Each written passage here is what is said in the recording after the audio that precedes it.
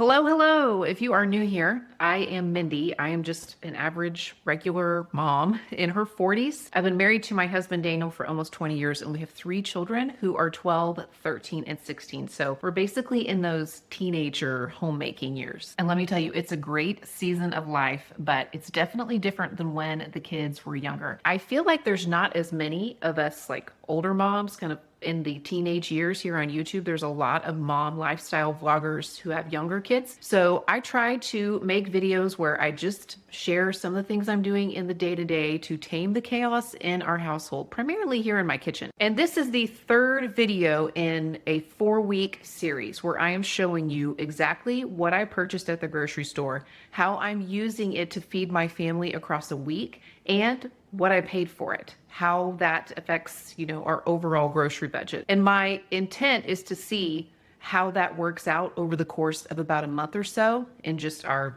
average family home in a family of 5. And I am going to get another cup of coffee going because it is cold. We had our first freeze last night. Hallelujah. I am always delighted to see it because even though it's getting colder, the silver lining is less bugs and less allergies for a little while. Am I right? This week is going to be just a little bit different than the previous 2 weeks. It's not really a typical week for us, although what is a typical week in this season of life? I'm not quite sure. And the reason I say that is because my oldest daughter, who is a band kid, is going to Grand Nationals in Indianapolis. So she's going to be gone for about half the week, and my husband is going for part of that time as well. When you're seeing this video, it'll already be finished because I'm typically filming anywhere from 7 to 14 days ahead. I also have several things left over from the last couple weeks grocery hauls. I have not used all of the food that I have purchased in this series, and so I have kind of a jumping off point, and I have been sharing with you kind of the state of my pantry, fridge, and freezer, starting out by shopping your own kitchen and making sure that you are being a good steward of the food that you already have is, a good thing to do, especially if you want to maintain a manageable grocery budget and limit waste, especially money that you've already spent, on food that you've already purchased, right? And since it's just gonna be 3 of us, me and my 2 younger kids for several days this week, I decided to press the easy button and order an every plate box. So my grocery haul is going to be pretty small, but I'll show it to you. I'll tell you what I paid for it, and I'll also show you what I got in my every plate box and tell you what I paid for that, since I'm including that in this week's cost of groceries and food for my family. These are the coffee beans I'm using right now. These came from my trade subscription, and we usually use a pour over method here. We have this little pour over thing where we can make just individual cups of coffee. I do have a standard coffee maker too. I pull that out sometimes. And yes, I will be including the cost of my coffee subscription in this month's grocery budget total when this series is all finished. So after taking stock of the things that I have left over from the last few weeks, thinking about our schedule for the week, taking into account that I'm getting an every plate box with 3 meals in that, I placed a Walmart grocery order for pickup and went and got that yesterday. This is such a small haul compared to the last few weeks, and it's so weird for me to just have one produce item. I got a bag of opal apples because I really like this kind of apple, and they're coming into season, so I'm starting to see them again. But I have some frozen veggies and some canned veggies, and we have a few fresh items left from last week's haul. Plus I got some in my every plate box, so I didn't want to buy a whole bunch of produce. But don't worry, we eat fruits and vegetables in this house, I promise. I still have eggs. I was able to consolidate my 2 cartons, so now I just have a dozen. But I needed to restock milk and butter, and then also salt and onion powder to my spices. We still have sliced cheese for sandwiches, but we were out of turkey, so I got some turkey for sandwich packing. I have a pound of Colby Jack that I'll shred up for recipes, and then some triple cheddar that's already shredded. Brick wanted to make another batch of spicy crackers, so I picked up some more saltine crackers, and then also I just got the 4-pack of the ranch seasoning this time because I've been using it in so many things, and I'm going to use it for the crackers and then for another recipe this week. 1 can of hominy, 1 can of black beans, some salsa because we're totally out, the cookies, and 1 of the cream cheese blocks, and then the Jell-O and the whipped topping are for a dessert for my son's birthday that he has requested. He has requested a chocolate lasagna. I have been making my own sandwich bread a lot of the time, but occasionally I still pick up just a loaf of store-bought bread. So I did that this week just to make things easy on a very busy week. This is over 2 pounds of chicken breast. I might not even use all of this. Usually there's 3 chicken breasts in here. I might only use 2 this week and freeze the other one. We'll see. 1 rope of smoked sausage for a recipe Rick requested for his birthday. I like to pick this up at Sprouts, but I didn't want to make a special trip, so I just got it at Walmart. And then a bag of corn chips and a bag of tortilla chips. There were 2 items that were not available when I placed my grocery order yesterday. So after the gym this morning, I just ran into another Walmart that was on my way home, and I grabbed a Caesar salad kit, the family size, and also a box of Cheddar Bay biscuit mix. What's your deal? Don't you know I'm filming? What are you doing making all that noise? Yeah, I know. What do you have to say about it? I know. And then you can see what came in my every plate box here. I got quite a lot of fresh vegetables, including I think 4 bags of green beans, 2 bags of Brussels sprouts, some bell peppers, some potatoes, some aromatics like garlic and green onion, some of the other ingredients needed to create the recipes like spices, condiments, and sauces, several pounds of meat for the recipes, including beef, chicken, and pork. I am getting ready to whip up this sweet and savory pork stir fry. It looks super easy, very simple, limited ingredients. I love to make these kinds of things up for a lunch prep. So I'm going to eat some of it today, and then I'll store the leftovers for lunches later in the week. Every Plate is sponsoring today's video, but I have actually been an Every Plate customer for over a year now. In the last month alone, we have finished football season, started basketball season. We've had a swim meet, 3 band competitions, 2 of which were out of state, hosted multiple events in our home, 2 family birthdays, and let's face it, the holidays are upon us. It's the holiday season. Sometimes I'm just out of mental bandwidth and I cannot plan one more thing. I'm an Every Plate fan for several reasons, one of which is the value. Personally, I think it's the best bang for your buck when it comes to meal kits. But honestly, I also like it because it takes some of the burden and mental fatigue of meal planning off my plate. Pardon the pun. I mean, y'all know if you watch my channel that I love a good grocery haul and meal plan, but sometimes I'm just over it. And sometimes it's nice just to have somebody else choose the meals, send us all of the ingredients with step-by-step instructions so that all I have to do is pull everything out and cook it. I don't have to actually make a decision.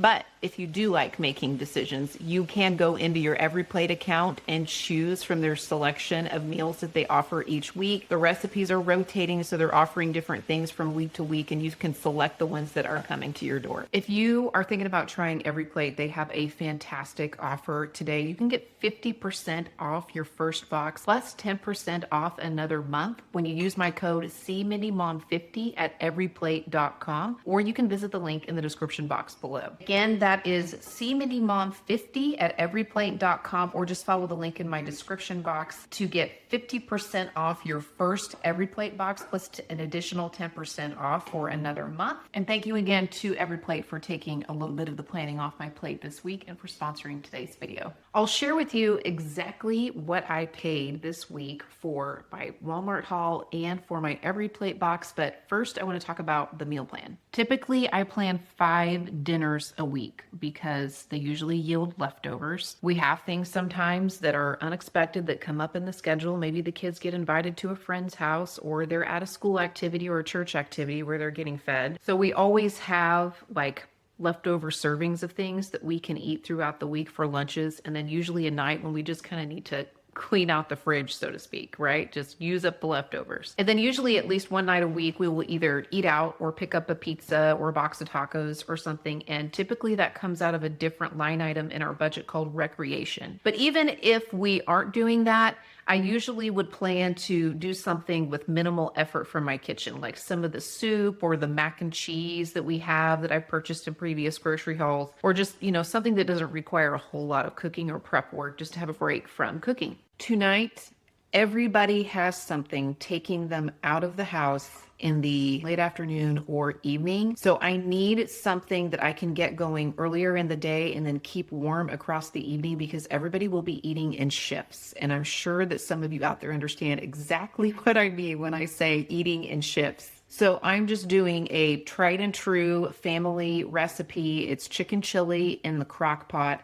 Super easy. I have about a pound of chicken breast in here, and then I'm going to add a can of diced tomato with green chilies, 1 can of corn or a cup and a half frozen. I actually prefer hominy, so I'm using a can of hominy instead of the corn. 1 can of beans. I'm using black beans this time, but I've used pinto beans. I've used great northern beans. I've used kidney beans. And no, I don't bother draining and rinsing them. I just dump it all in here. About a tablespoon of chili powder and 1 packet of ranch seasoning. I actually have the ends of 2 different packets I'm going to use up here.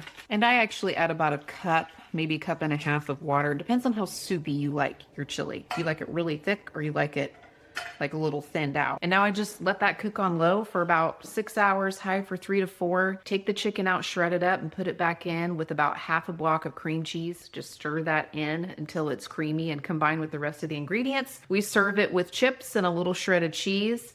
And it's one of those meals that's just so easy that everybody likes and that I can keep warm across several hours so everybody can eat it when they're ready. This week happens to be my son's birthday, and we are going to celebrate a few days early so we can all celebrate together. We typically will do just a family celebration, and then we'll do something fun with friends another time. But for the family celebration, I let them pick out what they want for dinner, what they want for dessert, and we just have a nice meal together and open packages from the family and have, some kind of like birthday cake or cookie or special treat. He has requested for his birthday dinner cheesy smoked sausage pasta, which is a family favorite, Caesar salad, and then cheddar bay biscuits. And for dessert, he has requested a chocolate lasagna. Chocolate lasagna is something that my mom makes when the grandkids come to her house, and they all really love it. It's a no-bake dessert with Oreos and pudding and sweetened cream cheese and Cool Whip. I'm going to do this hot chocolate variation because I have mini marshmallows left from the cookies I made last week, and we have some hot chocolate left over from hosting a school event last month. But I'll leave this recipe and then kind of the more standard chocolate lasagna recipe linked in the description box below. And then for my other 3 meals this week, I'm going to use what came in my Every Plate box. We have barbecue beef meatloaves, sweet and savory pork stir fry, and an herby Parmesan crusted chicken. I also have lots of potatoes left from last week, plus I got some in my Every Plate box, so I can make potato soup if I need another meal, or if I end up deciding to use one of those Every Plate meals as a lunch prep, because I often do that. I'm about to nerd out on the numbers, okay? And I don't really have any reason to, I just find it interesting. I'm not trying to see if I could spend less or if I should spend more. I'm just interested in seeing where we fall. As I mentioned in the beginning, this is the 3rd video in a series where I am sharing with you what I purchased at the grocery haul and how I am using it across the week to make meals for my family, along with things that might be left over from the previous week or 2, and then also sharing the cost, what I actually spent on those groceries. And I've also been comparing it to the USDA budget estimates. They put out an estimate based on a family's makeup and size, the number of people in the family, their ages, and their genders, what they estimate that family would spend on groceries for a week on a high budget, a moderate budget, a low budget, and a thrifty budget. As a reminder, I've done the calculations and I've mentioned these in the previous 2 videos, but my family with a 44-year-old man, a 43-year-old woman, a 16-year-old girl, a 13-year-old girl, and a 12-year-old boy, here are where those budget estimates fall in the USDA guidelines for the high, moderate, low, and thrifty budget. And I just find this to be an interesting data point to compare ourselves to. And I know what some of you might be thinking, Mindy, if you are keeping tabs on your household budget, don't you know exactly what you are spending from week to week and month to month on groceries? Yes, but it's a little tricky and not exactly an apples to apples comparison, because while I am very particular about trying to be realistic and just show kind of average everyday family life here in my kitchen, I am a food YouTuber. I make food content for a living. So grocery shopping and recipe shares and videos on different kinds of topics.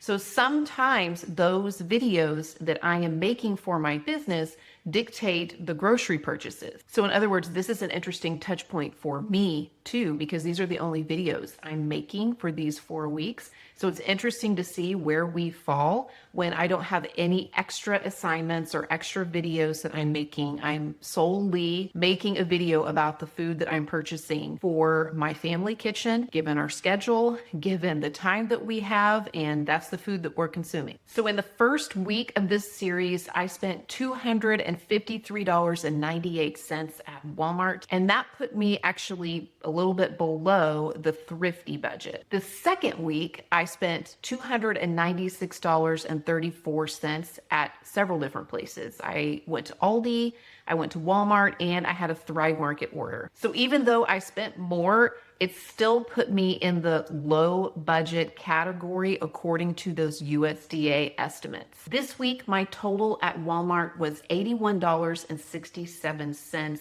That included both my regular haul and then the 2 items I picked up at a different Walmart the next day. I paid $79.51 for my Every Plate box, and I thought this was interesting. First of all, $10.99 of that was shipping. And I know it's 2025 and we all balk at having to pay shipping for anything. But when they're shipping meat to my house, I will gladly pay for top tier shipping to make sure that everything arrives chilled and fresh and in good shape. And I was curious what it would cost if I picked up most of the items I would need to recreate these meals at Walmart. And as best I could recreate most of the ingredients. I mean, you can't get like the exact kinds and not all of the exact amounts, but as close as I could get, it was almost $60 when I had most of the things in my cart. And that did not include some of the sauces and seasonings. And it also doesn't take into account the fact that I did zero planning. I didn't have to actually track down any recipes or think about what we want and then put everything in the cart. I mean, I did end up putting everything in the cart so I could make a comparison. But if I wasn't making this video, I would not have done that. And there is something about buying back some of my time and some of my mental bandwidth that makes the meal kit box worth it to me from time to time. So all together this week, my Walmart haul, my Every Plate box, including the shipping fee, I paid $161.18 for the food that I purchased for this week to add to the few items that we had left over from previous weeks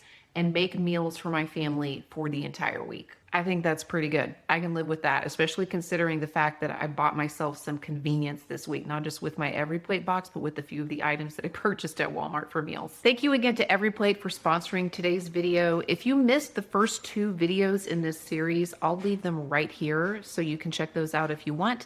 And I've got one more heading your way in this series, so make sure that you're subscribed so that you don't miss it.